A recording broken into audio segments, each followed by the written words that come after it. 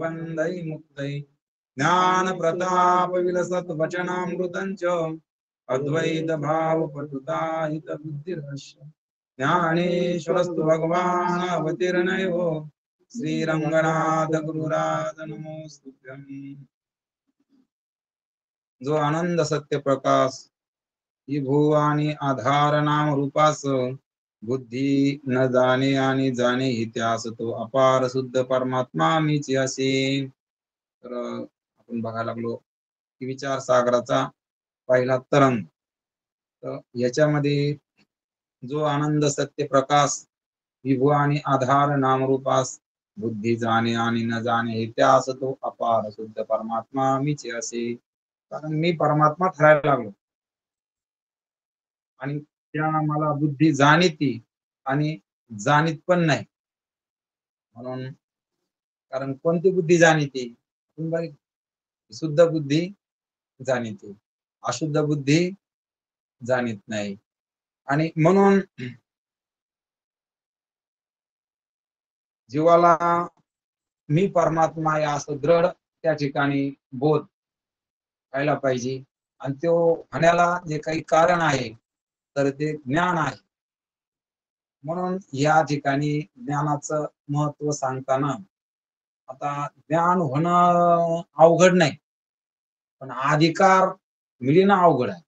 कारण अधिकार मिळाला पाहिजे, कारण अधिकार मिळत असतो, अधिकार मिळण्यासाठी साधन करावं लागत असत।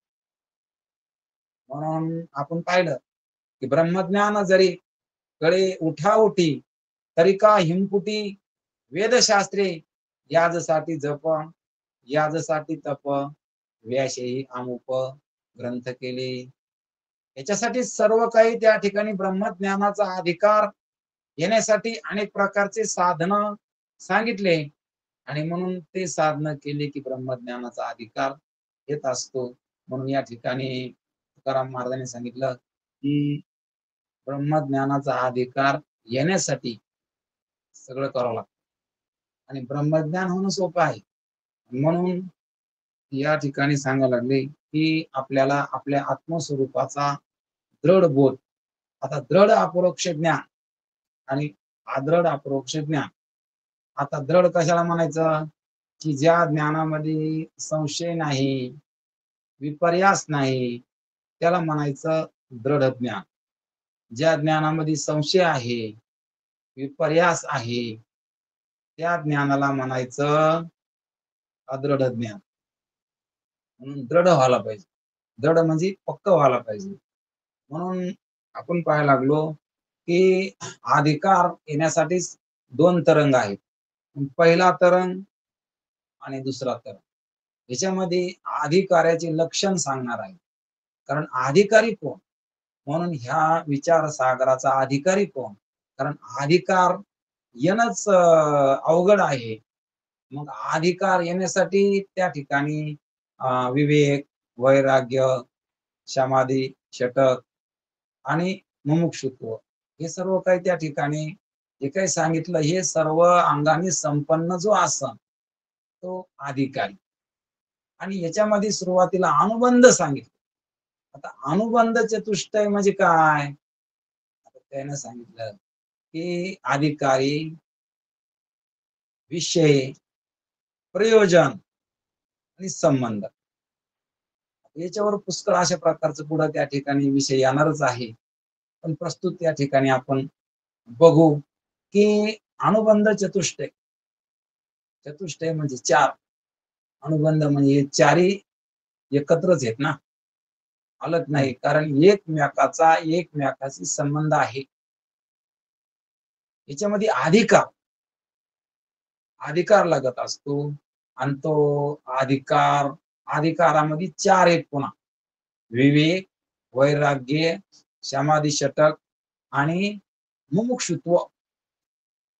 आता विवेक या ठिकाणी विवेक कशाला म्हणायचं, वैराग्य कशाला म्हणायचं, समाधी षटक कशाला म्हणायचं, मुमुक्षुत्व कशाला म्हणायचं, याचं सविस्तर या तरंगामध्ये वर्णन आलेला आहे, येणार आहे।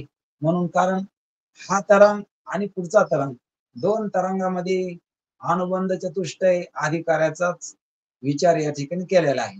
प्रस्तुत या ठिकाणी आपल्याला विवेक, वैराग्य, समाधी, षटक आणि मुमुक्षुत्व हे चारही मिळून अधिकार, ज्याच्याकडे हे चारही असते त्याला म्हणायचं अधिकारी. आणि अधिकार येण्यासाठीच मग विवेक पाहिजे. विवेक म्हणजे हे सार काय असार काय असं कळणं, याला काय म्हणायचं, खरं काय खोटं काय निवडानिवड करणं, त्याला विवेक म्हणायचं. आता वैराग्य म्हणजे काय, ये लोकापासून ब्रह्मलोकापर्यंत भोगाच्या त्यागाच्या इच्छेला वैराग्य म्हणतात. इतकी लंबी व्याख्या आहे वैराग्याची. भोगाच्या त्यागाला नाही, त्यागाच्या इच्छेला. कारण भोगाची इच्छा सुद्धा मनात नाही पाहिजे, त्याला म्हणायचं वैराग्य. भोगात आदृष्टान असला काय, परंतु त्याची इच्छा नष्ट व्हायला पाहिजे. कारण इच्छा म्हणलं की बांधलाय, आणि तो जरी दूर गेला पण इच्छा जर जिवंत असली तर मग बांधलेलाच. इच्छेचे बांधिले तुका म्हणे वाया गेले. म्हणून इच्छेनं जे बांधल्या जातात तर ते वायाला गेले. म्हणून इच्छाच गेली पाहिजे. आणि म्हणून या ठिकाणी वैराग्य त्याला म्हणायचं हे लोकापासून. कारण ह्या लोकापासून तर ब्रह्मलोकापर्यंत दिव्य अशा प्रकारचे लोक आहेत. ब्रह्मलोक, इंद्रलोक, चंद्रलोक, त्या लोकातले सुद्धा दिव्य भोग मनाला आवडू नये, त्याचा वीट यावा.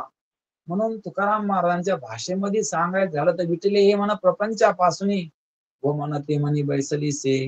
कारण प्रपंचापासून मन हे विटलं आणि वमन झाले म्हणजे मला वकारे यायला लागले, मला प्रपंच आवडत नाही, अशा प्रकारचा प्रपंचावर मी उदास आहे. त्याला ज्ञान प्राप्त करायचं तर त्यानं सर्वावर उदास व्हावं लागतं. माऊली सांगते, जो या देहावरी उदास व्हायची अपरी, उखिता जैसा बिदारी ठेविलासे. कारण या देहावर सुद्धा जो उदास आहे, त्याला देहाचं सुद्धा त्या ठिकाणी ममत्व नाही, अहंता नाही, उदास मना नाही. हे दुसऱ्याचं म्हणून त्या ठिकाणी जो वागवितो हे माझं नाही, हे पंचभूताचं आहे.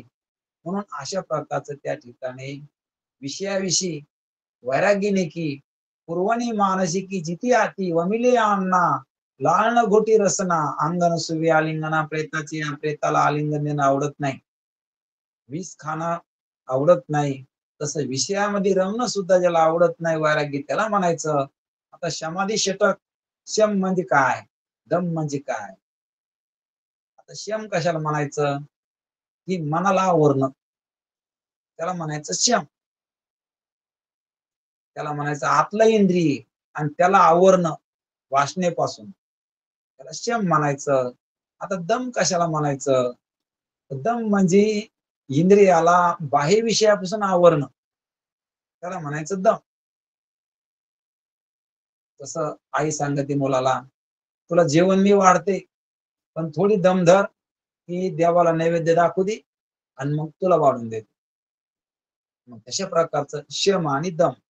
उपरती, की ज्याला परमार्थ प्राप्तीसाठी जो कोणतं संकट त्या ठिकाणी झेलायला तयार आहे, मग योगासारखे साधनं त्या ठिकाणी तो अवलंबितो, त्याला उपरती झाली. अशा प्रकारचं त्या ठिकाणी उपरती. आणि श्रद्धा सांगितली, पण आत्यंतिक विश्वासाला श्रद्धा म्हणायचं. मग ती शास्त्र, गुरु, संत यांच्यावर आत्यंतिक अशा प्रकारचा विश्वास, त्याला म्हणायचं श्रद्धा.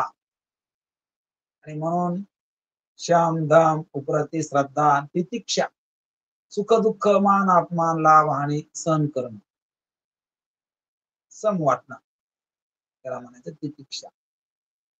आणि समाधान, अंतःकरणात नेहमी बी समाधान राहणं, स्थिर राहणं, मनाला दळमळू नाही देणं, समाधान. चित्त समाधान तरी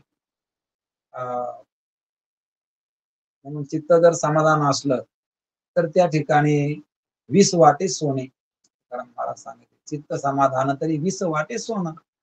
20 सुद्धा सोनं वाटत असतं, दुःख सुद्धा सुख वाटत असतं. दुःख ते देईल सर्व सुख फळ.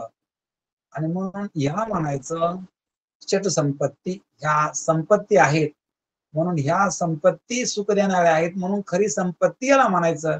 म्हणून शास्त्रामध्ये याला संपत्ती अशा प्रकारचं नाव दिलेलं आहे. आता 4 नंबरला मुमुक्षुत्व म्हणजे संसारातून पार पडण्याची इच्छा. संसार दुःखरूप आहे. या दुःखरूप संसारातून मी कधी माझा उद्धार होईल, मी कधी पार पडेल, असं जे काही जिज्ञासा मनामध्ये, अशी जी काही तीव्र इच्छा, या बंधनातून मी पार कधी पडेल, काही मी उद्धार पावेल, किंवा किती वेळा जन्मा यावे, किती व्हावे फजिती, म्हणून या जीव भ्याला शरण गेला विठोसी. कारण मी कितीक बाऱ्या जन्माला यावा, कितीक बाऱ्या मराव, म्हणून आता मी या ठिकाणी आता हे सर्व काही सांसारिक उपाय सोडून आता देवाला शरण जातो. आणि अशा प्रकारचा जिज्ञासा मनात असणं आणि विवेक वैराग्य समाधी शतक असणं, हे ज्याच्याकडे असतं त्याला म्हणायचं अधिकारी. अधिकाऱ्याची व्याख्या झाली. आणि मग विषय एक मिनिट काय? महाराज, सगळ्यांनी कॅमेरे बंद ठेवा. काय होतंय, नेटवर्क कमी असलं ना मग महाराजाचा आवाज ब्लू होतो. कॅमेरे बंद ठेवा प्रत्येक जण, म्हणते मग नाही तर मग मला व्ह्यूवर करावं लागतं. तुमचा असू द्या, तुमचा असू द्या महाराज, तुम्हाला नाही, बाकीच्याला म्हणतो मी. काय होतं, मग नेटवर्क कमी असलं ना मग आवाज ब्लू होतो, मग कोणालाच व्यवस्थित आवाज येत नाही. आणि म्हणून आपल्याला या मुमुक्षुत्व,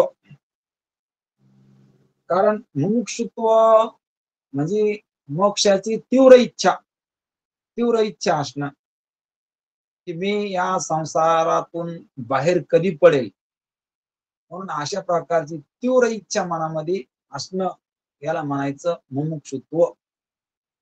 हे बंधन वाटणं. संसार दुःख तर दुःख कोणाला बी वाटन, पण सुख सुद्धा दुःख वाटणं. संसारातलं सुख सुद्धा दुःख वाटणं. दुःख तर दुःख आहेच, पण सुख सुद्धा ज्यांना दुःख वाटतं, तर असे जे कोणी असते त्याला म्हणायचं मुमुक्षु. कारण ते रमत नाही संसारामध्ये, म्हणून त्यांना वाटतं याच्यातून मी बाहेर कधी पडेल. तुकाराम महाराज सांगते, जीवना वेगळी मासोळी तैसा तुका तळमळी. ती पाण्यापासून ती मासोळी जर वेगळी केली, तिला तळमळ अशा प्रकारची वाटत असते.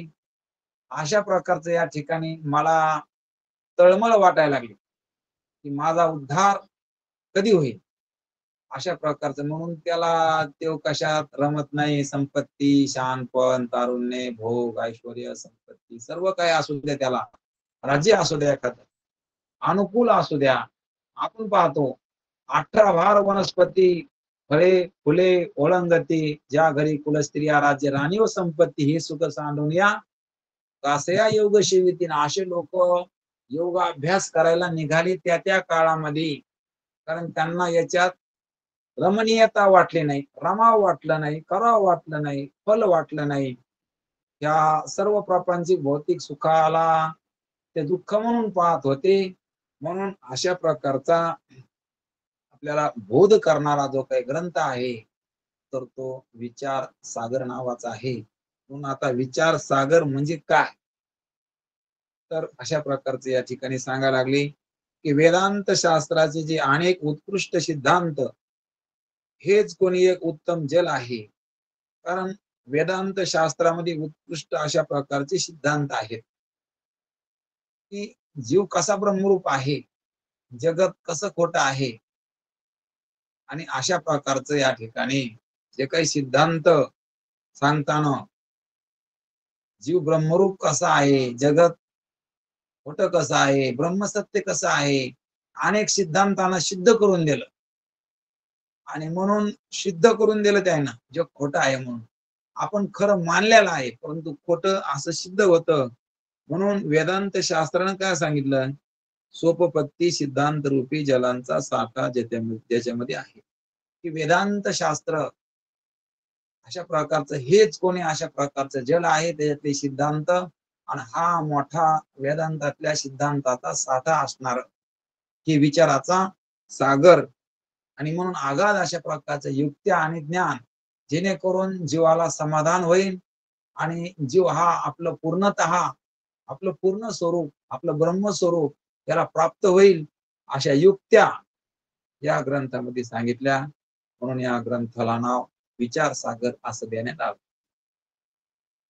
मग आता कोणी शंका घेतली की तुम्ही म्हणता हा विचार सागरच ग्रंथामध्ये ज्ञान आहे, परंतु आता बाकीचे ग्रंथ मोठमोठे या ठिकाणी होऊन गेले ना, मग त्याच्यात त्या ठिकाणी अशा प्रकारचे ज्ञान नाही असं तुमचं म्हणणं कशावर? पण निश्चल दासजी त्याला उत्तर देते. ते म्हणते जरी करता मोठमोठे ग्रंथ असले, परंतु ते संस्कृत भाषेमध्ये असल्यामुळे सामान्य माणसाला ते ज्ञान नव्हतं किंवा नाही. तर ते सामान्यापर्यंत सुद्धा ते ज्ञान जावा अशी त्यांच्या मनात तळमळ होती. म्हणून त्यानं बोलून दाखवलं की सामान्याला सुद्धा ह्या संस्कृतचा उलाढाला व्हावा. आणि म्हणून तेच ग्रंथ, तेच संस्कृत त्या ठिकाणी, त्याचाच अर्थ या ठिकाणी मी विचार सागराच्या ग्रंथामध्ये थोडक्यामध्ये मांडला. आणि अनेक ग्रंथ पाहण्यापेक्षा मुख्य मुख्य सिद्धांत या ठिकाणी मी नेमके अशा प्रकारचे मांडणी या ठिकाणी केलेले आहे. पण कोणी कोणी या ठिकाणी शंका घेतली की ते म्हणते की मोठमोठे ग्रंथ पंजाब प्रांतात आहेत आणि उत्तर भारतामध्ये पण मोठमोठे ग्रंथ आहे. ज्ञानमंजिरी आहे, शतप्रश्नी आहे, ज्ञानचूर्ण आहे, शतप्रश्नी आहे.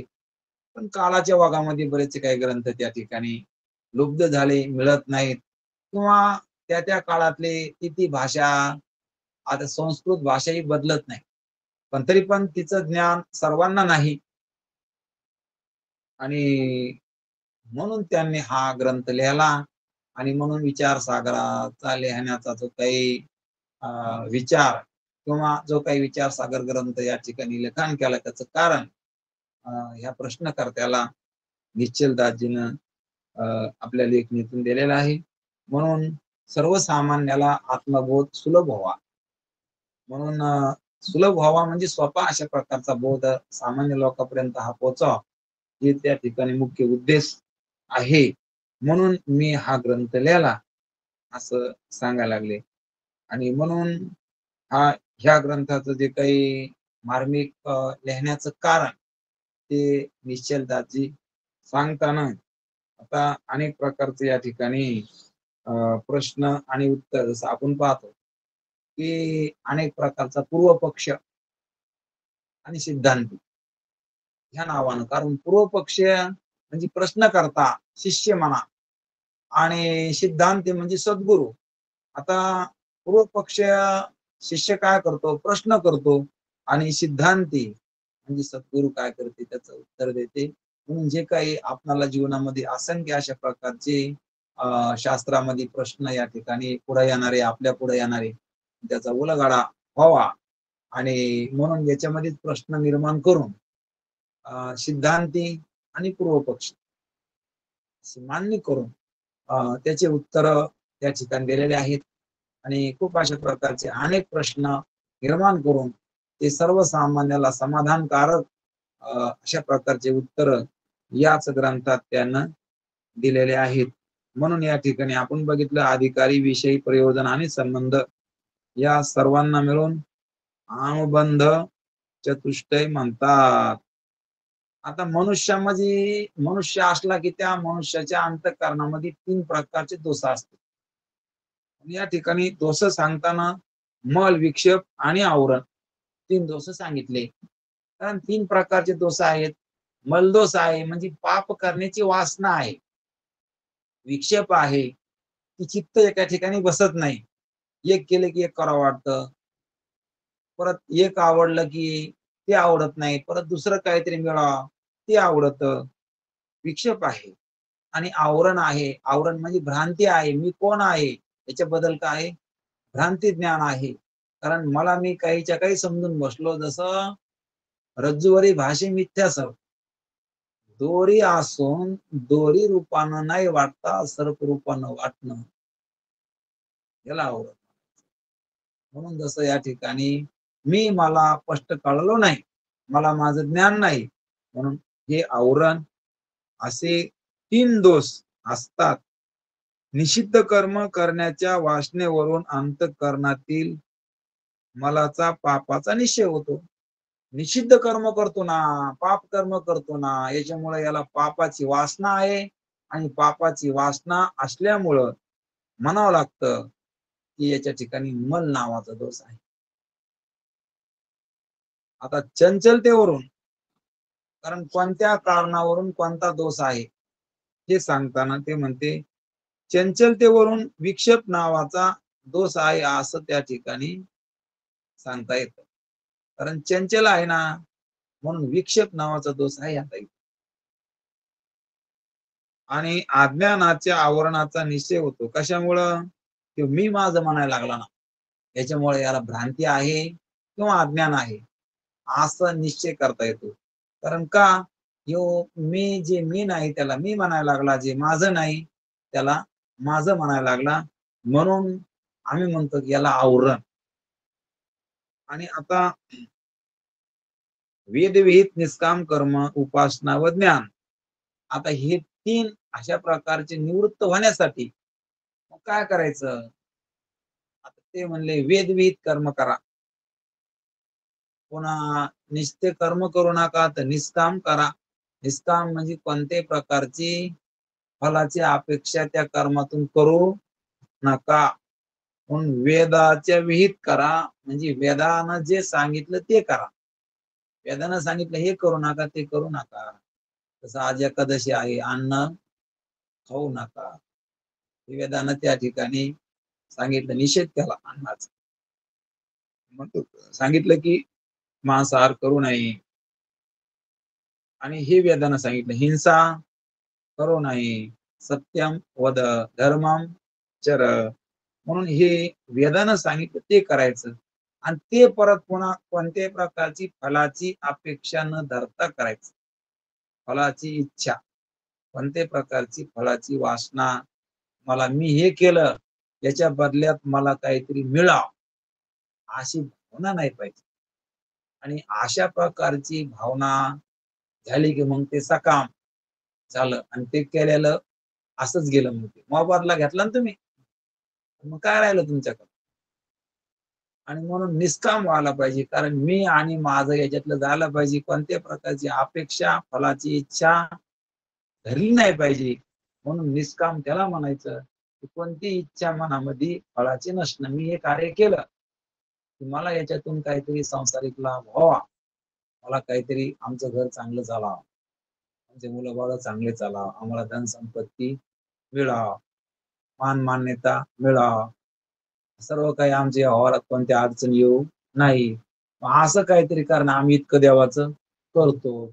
आणि याच्यामुळे देवाकडे भक्त लोकांची गर्दी का वाढली?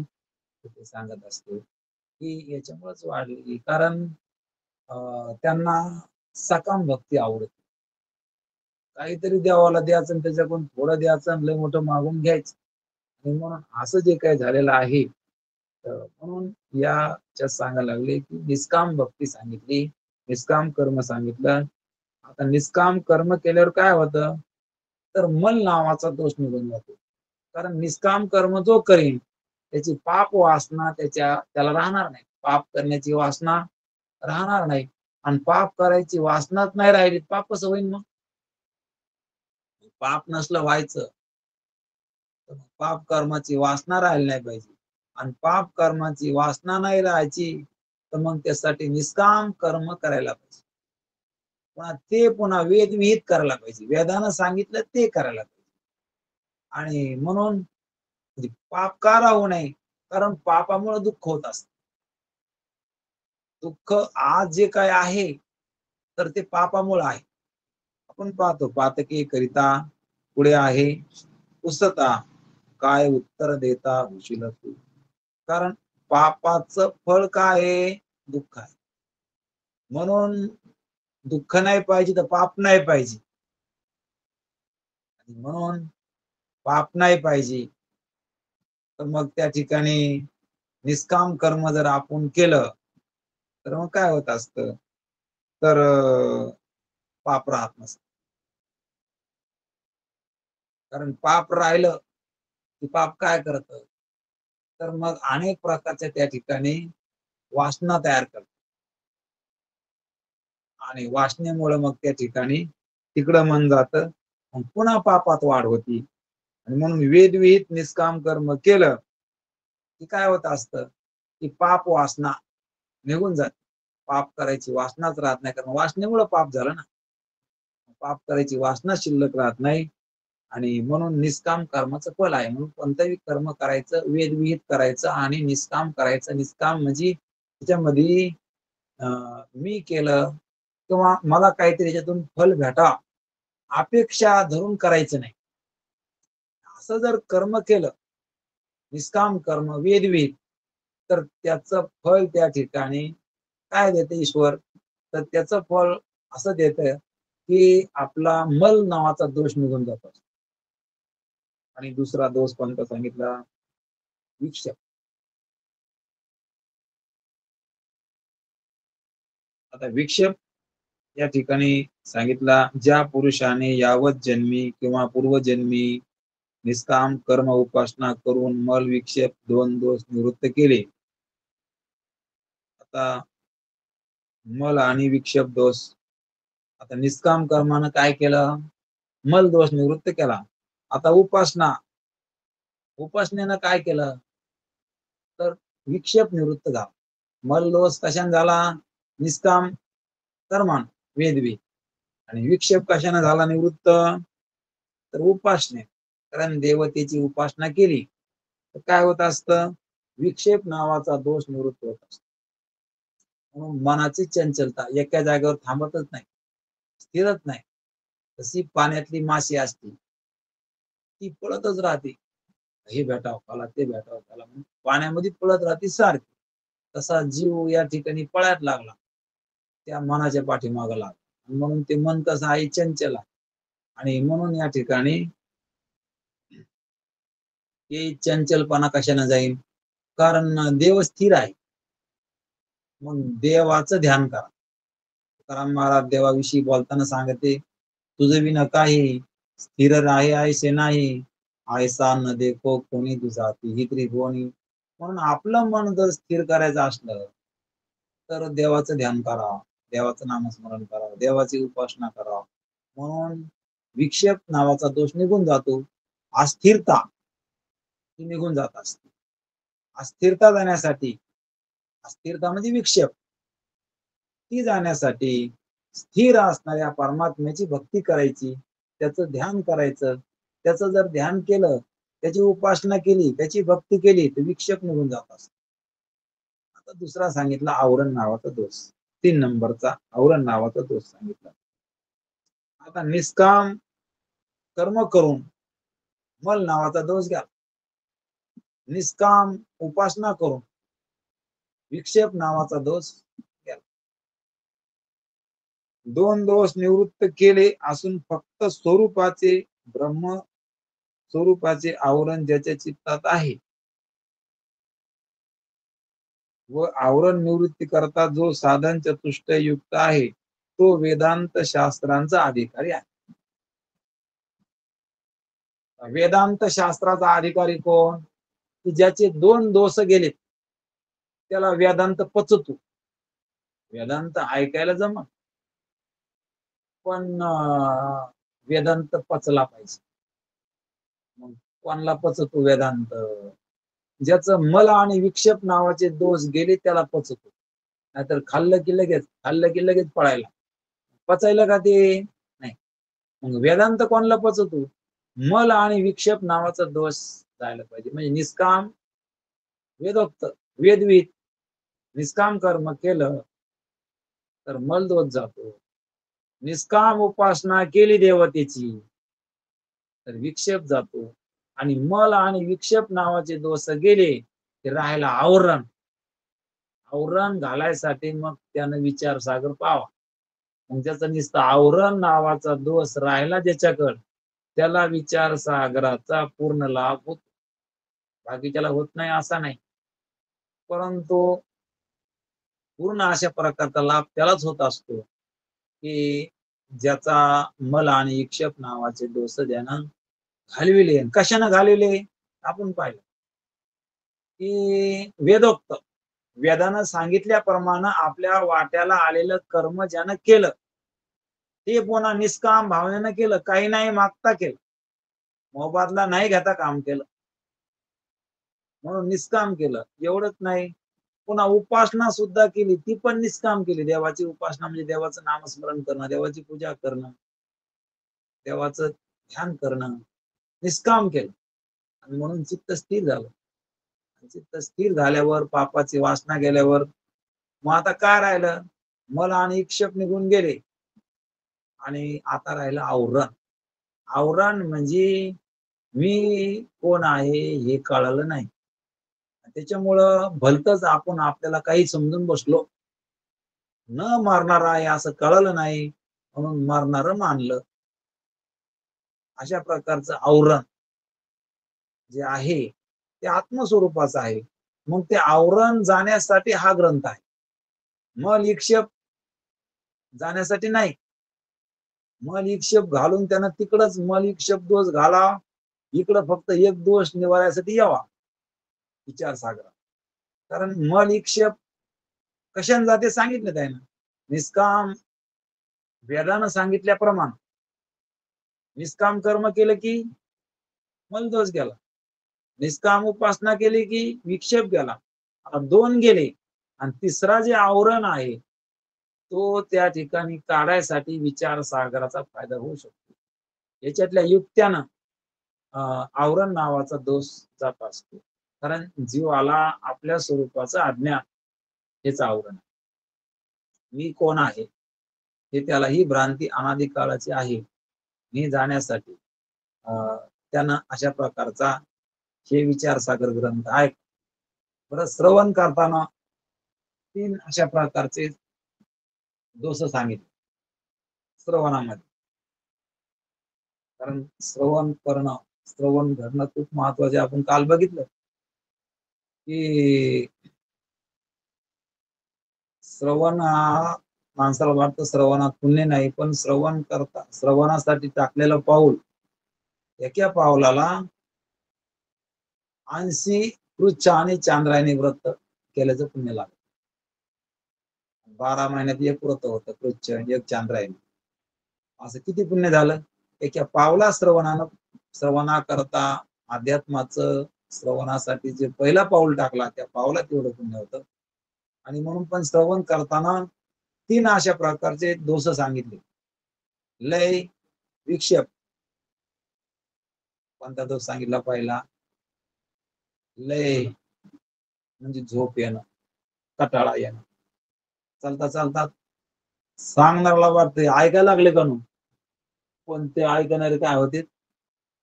झोपते तरी टेकन तरी देऊन बसते. म्हणून काय लय. आणि टेकन भेटलं की तिला मग टेकनच पाहिजे कोणला. म्हणून ते म्हणते की लय. श्रवण करताना या 2-3 गोष्टी आवरल्या पाहिजे. कोणत्या कोणत्या? लय, झोपलं नाही पाहिजे. काय विक्षेप असतो, त्याला वाटतं भांडे पडले. आता श्रवण करताना काय ध्यानात येतं? त्याला वाटतं फराळ राहिलं. सांगितलं असतं काय करायचं होतं, करून ठेवलं असतं. सांगितलं पण नाही. म्हणजे अशा प्रकारचं त्या ठिकाणी काय तर विक्षेप आहे मनामध्ये. ऐकायला तर बसले, पण ऐकताना दुसरं ध्यानात येतं. आणि काय असतं पुन्हा ऐकताना मन स्थिर होतं माणसाचं. मन स्थिर झालं ना की बऱ्याच गोष्टी हळूहळू ध्यानात येत्या आणि आपल्याला वाटतं येऊ द्या ते विसरून गेल त्यांना, येऊ द्या आता हळूहळू यायला लागले. उद्या काय करायचं, असं करायचं, तसं करायचं, हे पाहिजे ध्यानात येते. वाटतं जाऊ द्या ना, एवढं का ध्यानात आलं असतं. कारण मन एकाग्र होतं, ह्या गोष्टी ध्यानात येत राहते हळूहळू हळूहळू. म्हणून याला काय म्हणायचं? विक्षेप. आणि म्हणून अशा प्रकारचा हे श्रवणात्मक दोष आहेत बरं. लय, विक्षेप. लय म्हणजे झोप येणं, आळस येणं, कंटाळा येणं. आणि विक्षेप म्हणजे चंचलता, दोष आहे. आणि रसस्वादन नावाचा तिसरा दोष आहे. रसस्वादन म्हणजे पोथीत ऐकायला लागलो, पण हसायसारखं सांगा, गोष्टी सांगा, विनोद सांगा, आणि हे तर काहीच नाही का ना बाबा याच्यात. रसस्वादन माणसाला अशा प्रकारचे नवीन नवीन रस आवडते, आणि मग त्याच्यासाठी त्या ठिकाणी ते पोथीला येते, पण त्याचा डिसमोड होतो. ते म्हणते यायनं तर काही सांगितलं नाही, हसायचं यायचं चालू लागलं एकट्याच, आणि बोर झालो म्हणजे आता उद्या कशाला जायचं, असं होत असतं. आणि म्हणून अध्यात्म ऐकायची आवड का नाही, कारण लोक इकडंच रमले, इकडंच यायला या ठिकाणी हसी मजाक, स्वतःचं वर्णन करून घेणं, स्वतःच काहीतरी दाखविणं. कसे वागले तरी महाराज काहीच म्हणला नाही पाहिजे, टेकन दिलं तरी त्या महाराजांना देऊ दिलं पाहिजे, झोपलं तरी झोपू दिलं पाहिजे, आणि कसं वागलं तरी त्यांना आदरच केला पाहिजे. अशा महाराजाकडे लोक जात असतात, आणि असं त्याला ऐकावं वाटत असतं, इथं असं बसा तसं बसा, हे करा ते करा, बोलणे खान हे कोण करायला लागलं. म्हणून अध्यात्म ज्ञानाकडे लोकांची ओढ नाही. बरं, पुन्हा असं असून बी काही फळ नाही, इथं फळ दिसतं का काही नाही. बरं, मग इकडं तरी बाकीच्या पारमार्थात, की मग त्या ठिकाणी एक लोटा पाणी, एक लोटा जल आणि सब समस्या का हल. एक लोटा पाणी घातलं की समजा समस्या जात्या. काहीतरी फळ दाखवले. इकडं काय नुसतं बसा आणि काहीच नाही काहीच नाही, मग काय भेटतं इथं. आणि म्हणून लोक जाऊ द्या, काय नाही त्याचं ते चलत आणि चलू द्या. लांबूनच त्याचं काय करायचं, आपण दर्शन घ्यायचं आणि त्याचं चलू द्यायचं. आणि म्हणून अध्यात्माकड माणसं प्रवृत्त होत नाही, त्याला फळ दिसत नाही. आणि सगळे लोक कामुक आहेत. कामुक माणसाला फळ लागत असत, कारण ते कामुक आहे. मुळामध्ये त्यांना त्या ठिकाणी वासना प्रबळ आहे त्यांचं.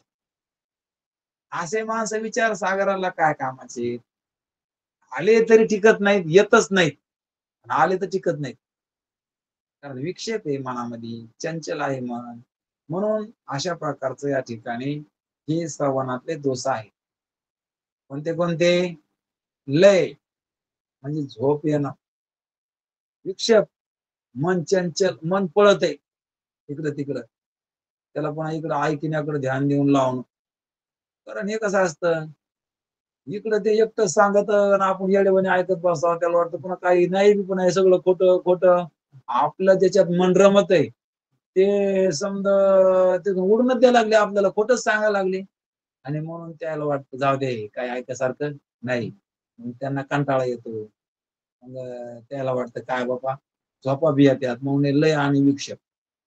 आणि तिसरं म्हणजे त्यांना वाटतं काहीतरी आपल्या आवडीचं सांगा, आपलं वर्णन करा, किंवा हाशिक मजा सांगा, रसस्वादन रमायसारखं सांगा. आता रमायसारखं चिंतन असावं का कळ्यासारखं असावं? कळ्यासारखं.